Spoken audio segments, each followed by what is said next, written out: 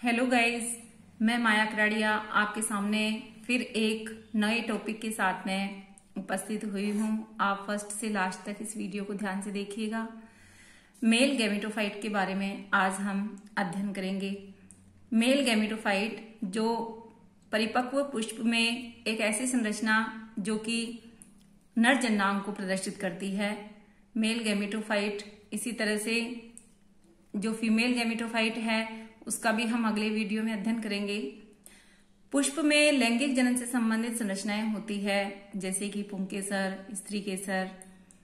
पुष्प आकार की दृष्टि से एक मॉडिफाइड शूट होता है, यानी कि एक परिपक्व जब पुष्प हो जाता है तो पुष्प में मेल और फीमेल ऑर्गन्स बनना शुरू हो जाते हैं। और जहां पर पुष्प में ये जो मेल और फीमेल ऑर्गन्स लगते हैं उसको हम बीजाणु पर्णधारी प्ररोह भी कहते हैं। एक प्रारूपिक पुष्प में 4 चक्र होते हैं। आवृत्तबीजी पुष्प में उपस्थित पुंकेसर नर जनन संरचना या लघु बीजाणु पर्ण को निरूपित करते हैं। पुंकेसर के बारे में हम और अधिक जानकारी दे रहे हैं आपको। पुंकेसर में 3 भाग होते हैं गाइज। इन तीनों पार्ट्स को हम परागकोश, पुतंतु, योजी कहते हैं। आप इसके स्ट्रक्चर्स देखिए जो मैंने यहाँ ड्रॉ करी है। इसमें आपकी ये जो टोपी सी दिख रही है इस कैपनुमा स्ट्रक्चर को हम, जो फुली हुई स्ट्रक्चर है, इसको हम परागकोश कहते हैं। और इसका जब हम और इसको खोल के बताएं आपको तो इस तरह से स्ट्रक्चर्स, इसमें बीजाणुधानियां, लघु बीजाणुधानियां हम जिनको कहते हैं, वो प्रदर्शित हो रही है। पुंकेसर में परागकोश, पुतंतु और योजी वाले भाग होते हैं, जैसे कि ये परागकोश है, ये पुतंतु है, और जहां से ये जुड़ा हुआ होता है इसको हम योजी कहते हैं। परागकोश वो रचना होती है जो कि इस पूरी स्ट्रक्चर में घुंडीनुमा संरचना होती है, फर्टाइल कंडीशन में होती है। और पुतंतु जो होता है वो लंबे धागे स्टेराइल स्ट्रक्चर होती है, यानी कि जो फर्टाइल नहीं होती है। योजी वो भाग होता है जो जुड़ा हुआ होता है, ये भी बंधे ऊतक से बना हुआ होता है। पुंकेसर की और अधिक स्ट्रक्चर को हम क्लियर कर रहे हैं। परागकोश की जो प्रत्येक पाली है वो 2 चैम्बर्स में डिवाइड होती है।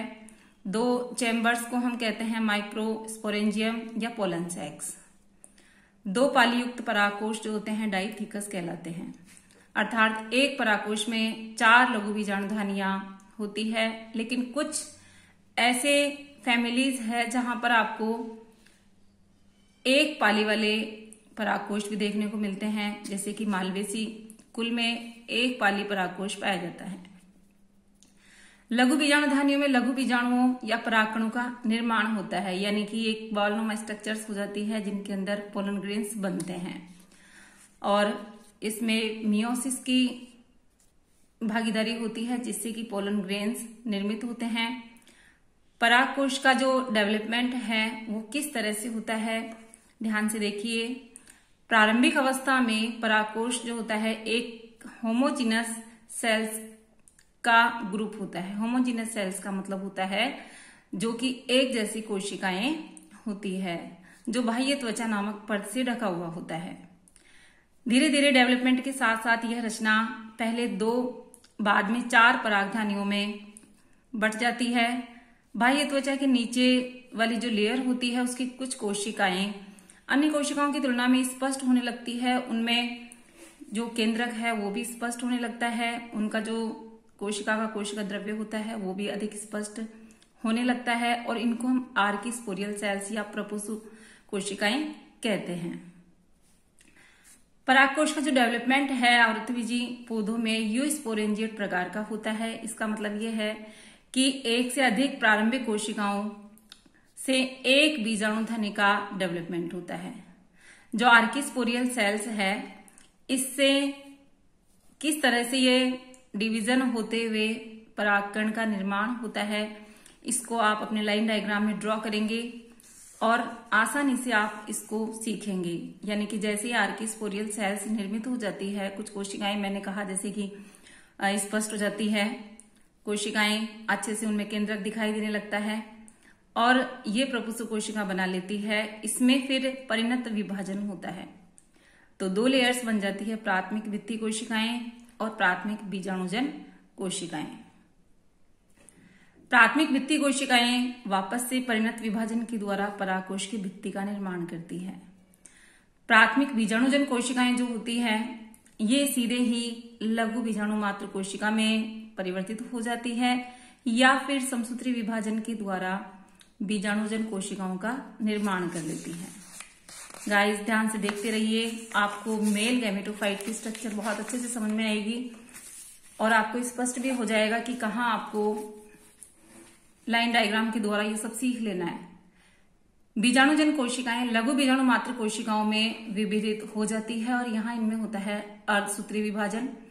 अर्धसूत्री विभाजन से 4 लघु बीजाणु या परागकण बनते हैं। तो देखिए आप कि एक सेल से कितने लघु बीजाणुओं का निर्माण हुआ, 4 लघु बीजाणु बने। कई बार ये बोर्ड में क्वेश्चन पूछे जाते हैं बच्चों, ये ध्यान रखिएगा कि यहाँ पे सेल्स में मियोसिस हुआ और 4 लघु बीजाणु या परागकण का निर्माण हुआ। जो परागकोश की भित्ति है उसमें 4 लेयर्स होती हैं। अपर लेयर यानी बाहरी जो लेयर होती है उसको हम एपिडर्मिस कहते हैं। सबसे बाहरी परत जो कि सुरक्षा का कार्य करती है। इसके बाद इसके अंदर की तरफ हम चलते हैं, एंडोथीसियम होती है। ये एक स्तरीय परत होती है, इसमें रेशेदार पट्टियां पाई जाती हैं। आर्द्रताग्राही प्रकृति की होने के कारण जैसे इनमें ड्राइनेस होती है, इनमें खिंचाव उत्पन्न होता है और खिंचाव उत्पन्न होने से जैसे ड्राइनेस कंडीशन आएगी, इसमें लघु बीजाणुधनी का प्रस्फुटन हो जाता है। इसके बाद एंडोथीसियम लेयर के अंदर की तरफ होती है मिडिल लेयर्स, जो कि 1 से 3 पंक्तियों में व्यवस्थित होती है। कोशिकाएं अल्पजीवी होती है, यानी कुछ समय बाद ये नष्ट होने लगती है, पतली भित्ति वाली होती है। नेक्स्ट अंदर वाली लेयर को हम देखते हैं कि टैपिटम, जो सबसे महत्वपूर्ण परत मानी जाती है, जो कि लघु बीजाणुओं को पोषण प्रदान करने का कार्य करती है, इसलिए महत्वपूर्ण परत मानी जाती है। बच्चों कई बार ये क्वेश्चंस बोर्ड में आता है कि अगर टैपिटम क्षतिग्रस्त हो जाए तो लघु बीजाणु किस तरह से, क्या फर्टाइल कंडीशन में हो सकते हैं या गैमेटोफाइट का निर्माण कर सकते हैं। तो आप ध्यान से देखिएगा कि टैपिटम क्षतिग्रस्त हो जाएंगे तो जो परागकण है उनका पोषण नहीं होगा और वो स्टेराइल प्रकार के हो जाएंगे, यानी कि बंधे रह जाएंगे, यानी कि आगे डेवलप नहीं हो पाएंगे।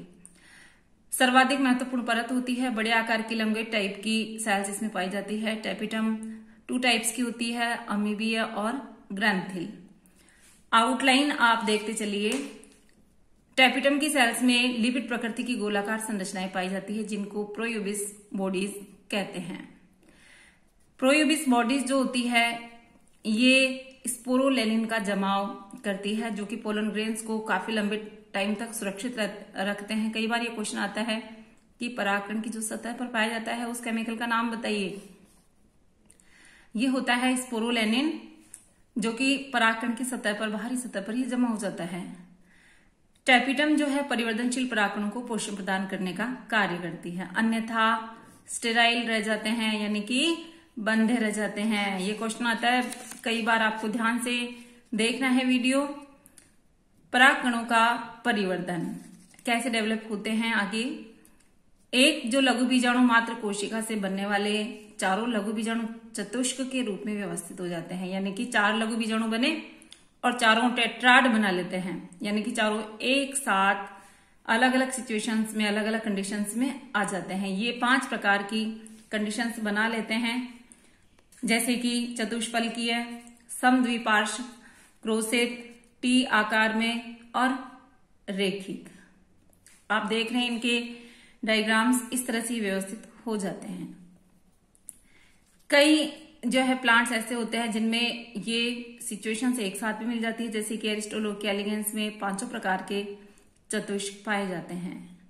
प्रारंभ में चारों लघु बीजाणु कैलोज नामक परत के कारण जुड़े रहते हैं, परंतु टैपिटम से केलेज एंजाइम द्वारा कैलोज का अपघटन हो जाता है। ध्यान रखिए बच्चों कि प्रारंभ में जुड़े हुए होते हैं, लेकिन टैपिटम से केलेज एंजाइम द्वारा कैलोज का अपघटन हो जाता है और ये स्वतंत्र हो जाते हैं।